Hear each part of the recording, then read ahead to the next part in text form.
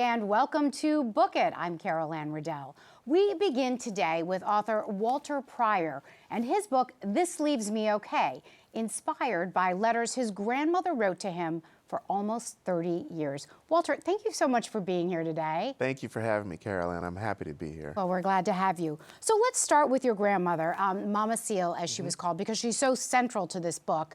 Just tell us a little bit about her. Introduce us. So she was born 1915, so roughly 50 years after the end of slavery, in a very rural part of Arkansas during the time of Jim Crow. And I learned a lot of this after she died, but when she was very small, about 4 years old, her sister was 2, their mother died, and they were sent to live with relatives. And there were a number of incidents throughout her life that were challenging, but I found that to be one of the most difficult ones for me to process and to understand her going through that to become the person that she was. I would imagine a lot of people who experience that kind of neglect or abuse, whether it's psychological, emotional, what have you, would not turn out to be as even-keeled and even joyous as she was for me. Yes. And the book includes a number of letters that she wrote to you over the years. When did that start? So she started writing me actually before I could read. And I think I mentioned in one of the chapters in the book, one of my earliest memories is of my mother reading a letter to my sister and me that my grandmother had written.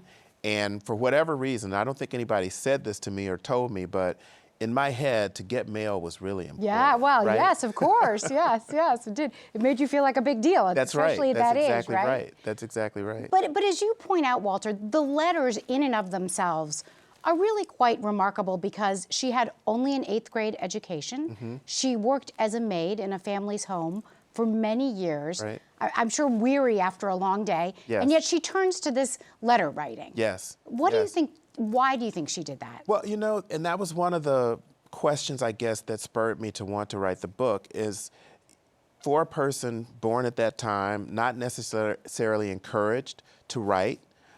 She wasn't aware of great writers. I really tried to understand how this became a practice of hers. And in many ways, I think part of it was to keep her family together, to stay in touch with people, demonstrate love. I think part of it also could have been a way of maintaining her own well-being, her sanity. Yeah. I think it was cathartic in a lot of ways to sit down and to write, to pour love in some ways into a piece of paper that she could then send to someone else. And the title of the book, I'd love to talk about that. It is This Leaves Me Okay, which is a line from many of her letters. Yes, yes. What does that mean to you? So it's funny, I recognized that line so many times in her letters, and when I read it, it always made me think of, you know, some old English writer, you know, sending letters at a time when that was the primary form of communication. And I couldn't figure out where she got it, and I still don't know where it came from and how she incorporated it into her letters, but part of what I think was revealed to me as I was writing the book is that in addition to just kind of capturing where she was in a moment, it also felt like this affirmation, if you will, or even a statement of faith to say, even if I'm not really feeling okay in this moment, I'm going to will myself to be okay. I'm going to work towards that, and I'm going to encourage you to be that as well. Which is really kind of astonishing given all that she had suffered, both, as you said, as a child, but then also her husband died young, and then she made this very difficult choice about how to raise her only child, your mother. Yes. Can you explain that? Absolutely. So my grandfather, after whom I'm named, Walter, drowned when my mother was about 6 or 7. And just before he drowned, they had made the decision that they were going to send my mother to live with a relative in what was then considered the big city of the area, Forest City, which named after Nathan Bedford Forrest, the first Grand Dragon of Ku Klux Klan, which is very ironic that they're sending her to that city because it's better opportunities for her as a Negro child, as she was called at the time. But part of what I realized as I was doing the work for this book, my grandparents didn't have my mother until they were 5 or 6 years into their marriage, which means this was not a time when people were planning pregnancies. Sure. So my grandmother either lost pregnancies or had difficulty having children. So by the time they had my mother, she was long desired, right? This was a huge deal for them.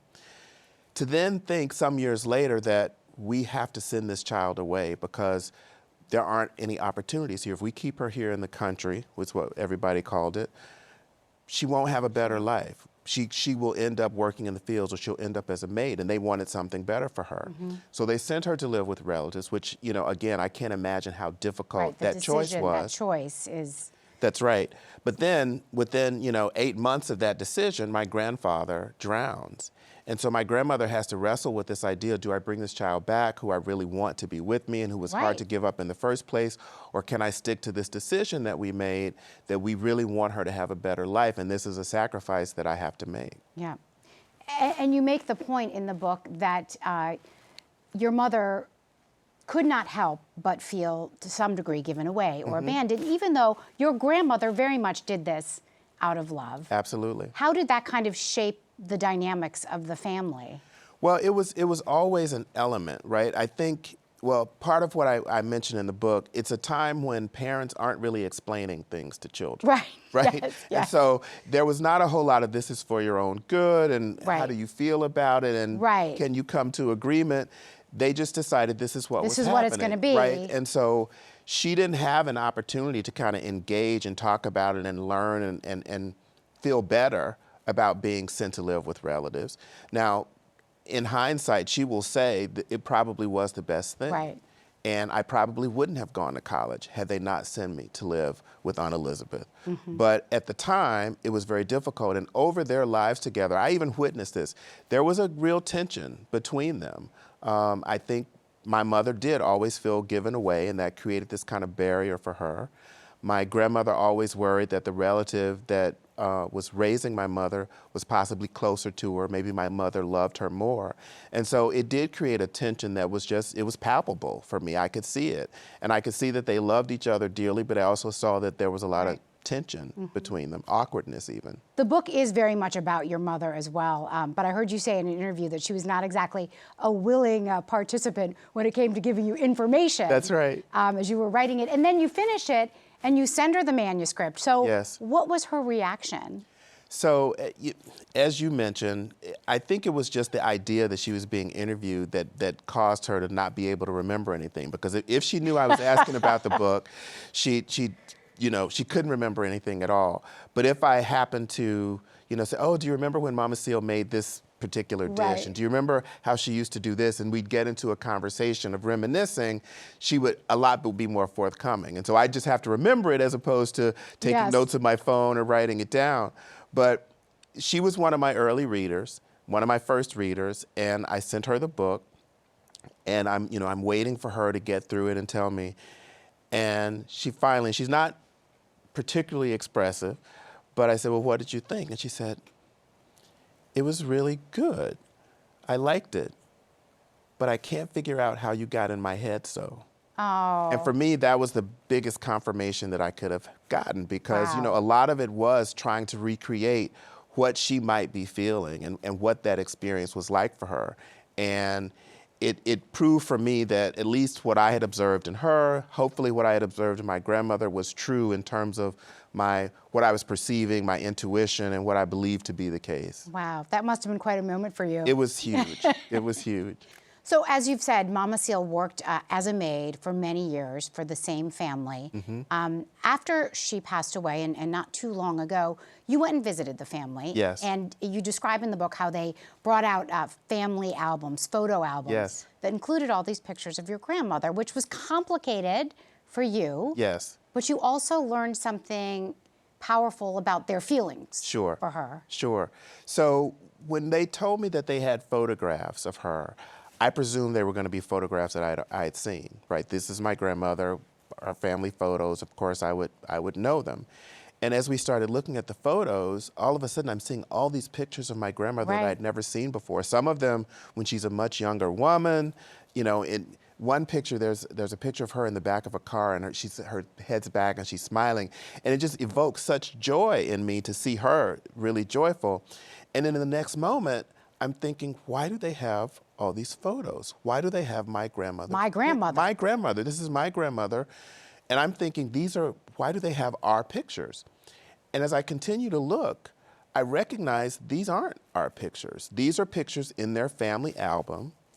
They're pictures of trips that she had taken with them or various times, birthday parties, other things.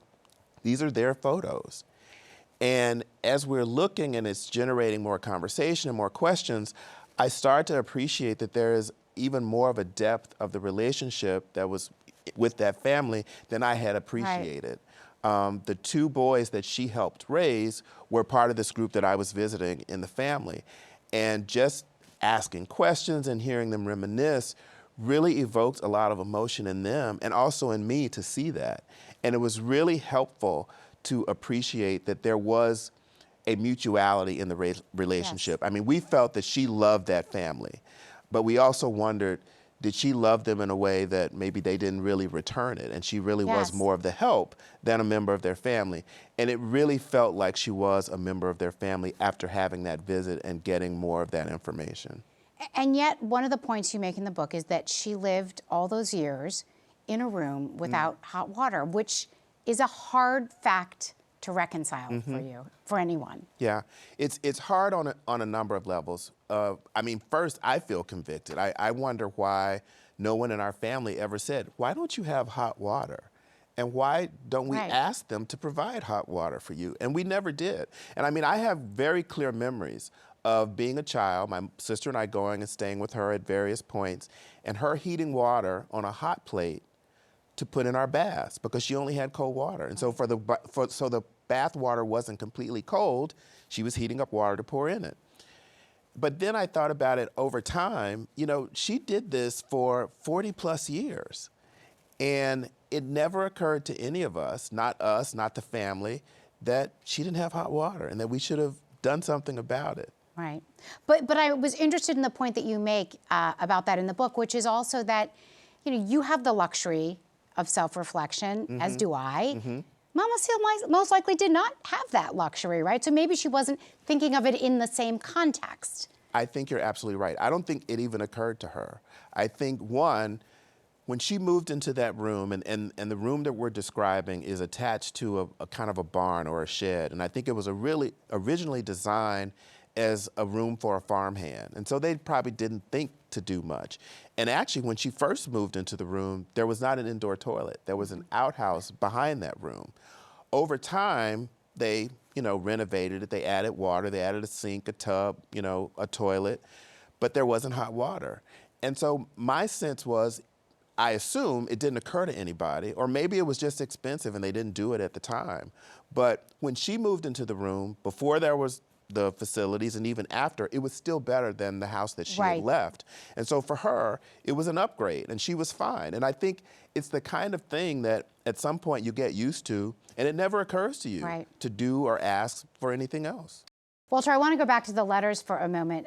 What was it like for you going through them, putting them in the book, and realizing other people are now going to be reading these letters?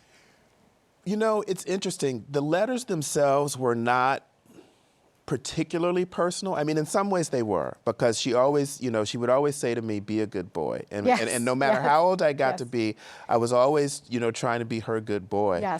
So that was... Grandmothers everywhere, right? It was very personal. But it also, to me, it just kind of captured this slice of Black rural life in Arkansas, maybe other places, that didn't seem to be captured other places. And she obviously wasn't writing for anybody other than me. So she'd tell me what she did that day, maybe what she had for dinner, who she saw, whatever's going on at her church. But there was nothing all that significant about it, which in some ways made it all the more important that the time that she took to just write down these random things, to say hello, to be in touch, to keep us connected, seemed even more prescient, right? Even more important, because she was using this rare free time that she had to send letters that may or may not, that I'm sure she did not anticipate lasting beyond my reading it and then tossing it in the trash. You know, one of the things that for me was the most moving in the book, in the letters, was the build up to your graduation from Georgetown Law School. I mean, she was brimming Yes. with excitement. What a moment that must have been. You know, that was one of the best parts of the book for me, because so much of the book was my trying to recreate situations for her and trying to capture what she may have been thinking, or what, experiences were like for her. That was a place where I really felt like she was speaking for herself. And so beyond me just kind of introducing the letters or summarizing them slightly for what's happening, you could see her excitement building. So she goes from, casually mentioning it and joking about coming to graduation several months down the road to, maybe I'll be able to buy new shoes, or I'll come barefoot, to let's ride the bus, to I really want us to have a little reception for you at your place and invite your friends over. And it was so clear that she was very, very proud. I mean, one of the letters she talked about friends of the family that she worked for. In addition to people that she knew and were, family, our own family and people at church, there were friends of the family she worked for who said, "Oh, we hear your grandson's graduating.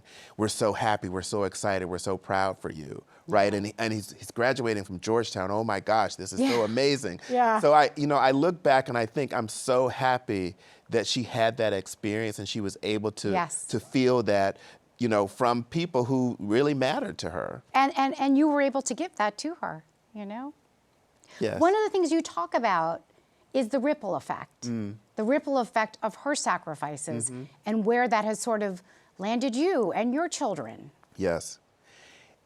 Well, as I mentioned earlier, my mother has said she likely wouldn't have gone to college. Had my mother not gone to college, she likely wouldn't have met my father, which meant I wouldn't have been born. But let's say that even as that happened, I now have two children, both of whom have graduate degrees, one who's graduated from Wesleyan and also Georgetown Law now, one who's graduated from Harvard, now doing a second graduate degree in Europe. It's amazing that one small decision can have such a huge ripple effect and can impact just the entire course of a family's trajectory. And I genuinely believe that her desire for something better for her child has meant something much better for my own children. Just a last question for you, Walter. What advice do you think Mama Seal would have for us today? I think, it would be the lessons of her life: to treat others as you want to be treated, to be kind, to help where you can, to laugh and smile, to be a good boy. Thank you so much for all this time. It has been such a pleasure talking to you. Thank you. I've enjoyed it so much, Carol Anne. Really appreciate it. Now we are going to head down to our podcast studio to see what Isabel Ortiz has for us in Breaking Books. Hi everyone, welcome to Breaking Books. I'm Isabel Ortiz, and today I am joined by an incredible author, Amber Oliver, to discuss her debut novel, When the Music Hits. Hi Amber, thank you so much for being here today. Thanks, Isabel, for having me. I'm so excited to talk about my book and to talk to you.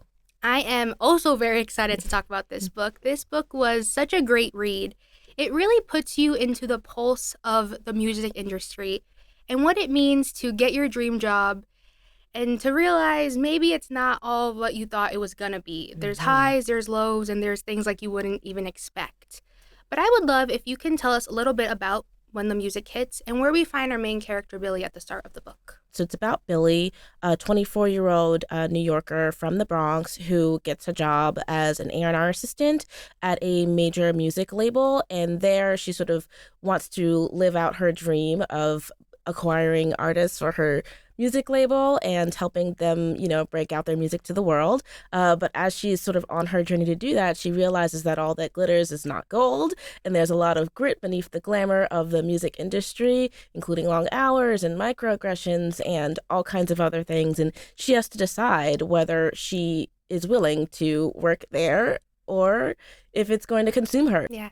And I know you graduated from CCNY. I would love to hear about your writing journey. Was writing something that came naturally to you from young? Because I know in the case with When the Music Hits, Billy loves music so much, even from when she was younger.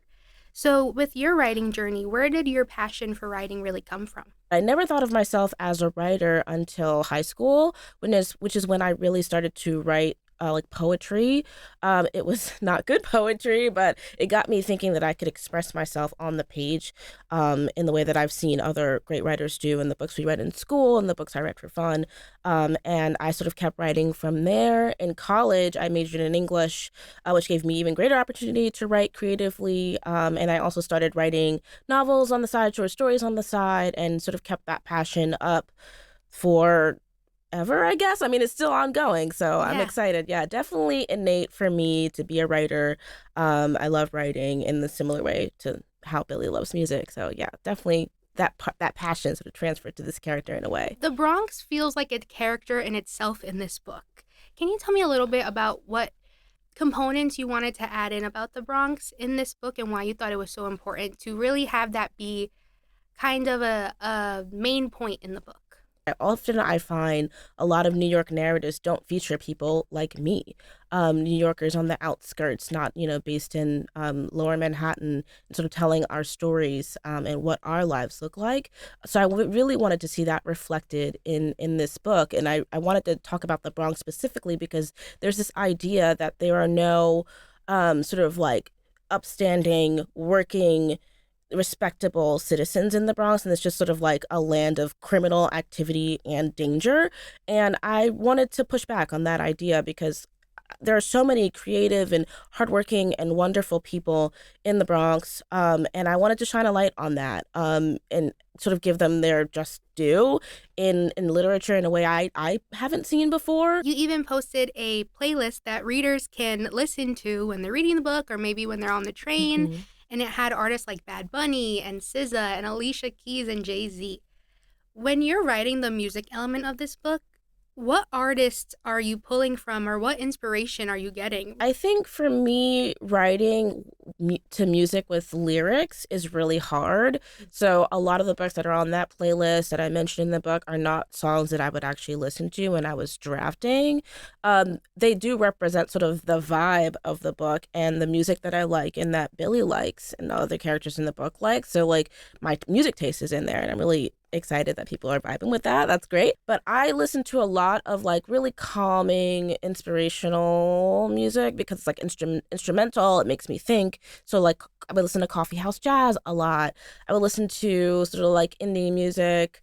Like Steve Lacy was one of the biggest artists I listened to. Andre 3000 has a really good flute album. So I put that on because it's instrumental and interesting. I really like that. And we have to talk about Lit Records because this is Billy's dream job working in A&R, and she is hit with a lot of things she wasn't expecting. There's microaggressions, there's racism. Can you talk about writing that push and pull? Yeah, well, that was one of the aspects that was super important to me in writing this book because I had to figure out a lot of things on my own in an industry that is creative and that can sort of like work on passion and may take advantage of that in some ways. And so I wanted to write about what that experience is like as a young person trying to navigate the workplace, but doubly so as a Black woman trying to navigate this workspace, which comes with its own set of sort of like, I don't know, troubles with microaggressions and racism being a part of that, but also wanted to talk about the positives of getting to do something that you've always really wanted to do and how you're using your passion for good, for the thing that makes you feel most fulfilled. There's definitely a push and pull between those two ideas, and it can sometimes be hard to reconcile, but I did want to include both so people could see like, okay, like there's bad, but there's also good, and you have to decide how much of either one you want to have in your life. But at the end of this book, I'm not going to spoil it, but the ending is kind of open-ended. We don't know where Billy's going to go exactly, but she's met with like two options, really. When you think about Billy as a character, do you see her story continuing? Are you maybe thinking of a sequel to this book? I just decided not to put the outcome on the page to leave a bit of like, I don't know, hopefulness for her future. I don't see a chapter in this medium, a book, but hopefully in another medium, this story can live on. I wish I could talk about it, but I can't. Okay. But yeah, I'd love to see this character go on. I think she has to decide what she wants. Does she want to make her own legacy at Lit, or does she think going with Nina is going to, give her the most fulfillment? I'm enjoying seeing how readers interpret that.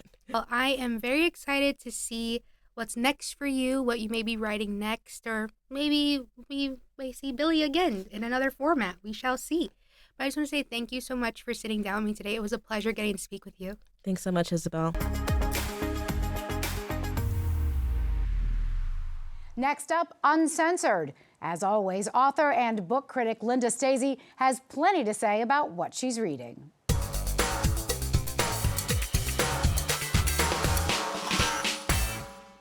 The first time I met Donald Trump was after I'd written a newspaper column about him that said something like, the guy's had too many sandwiches lately.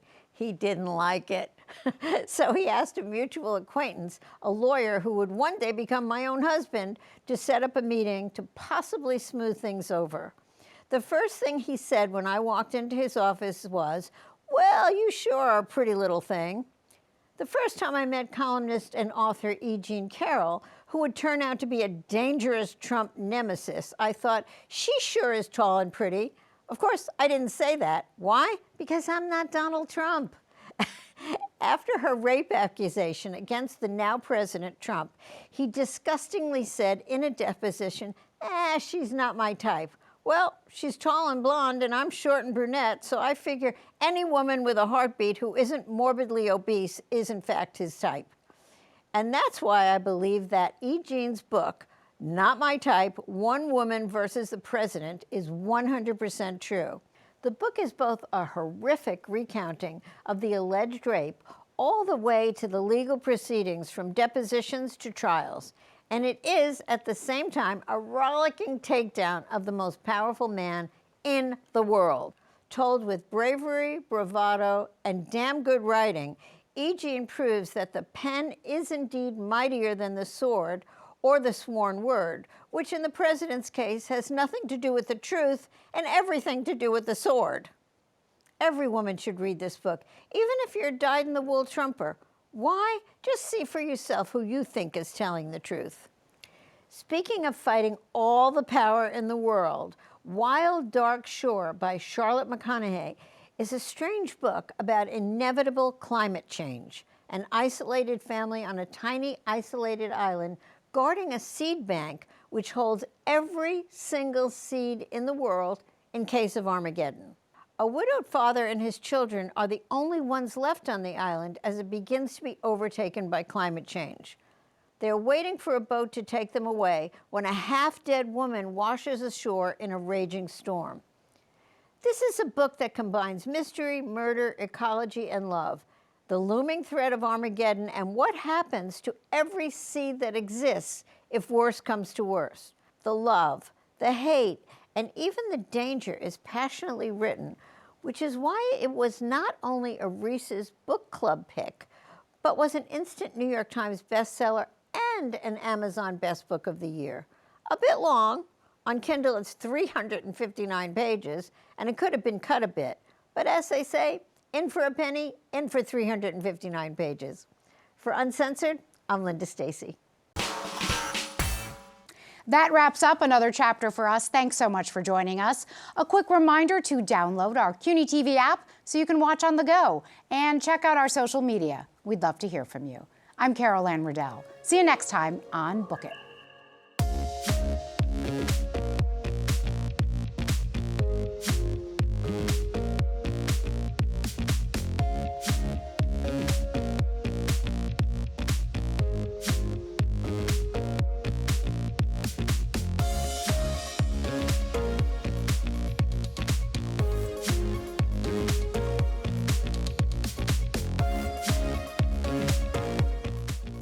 To support your favorite programming here at CUNY TV, please consider donating at tv.cuny.edu/donate.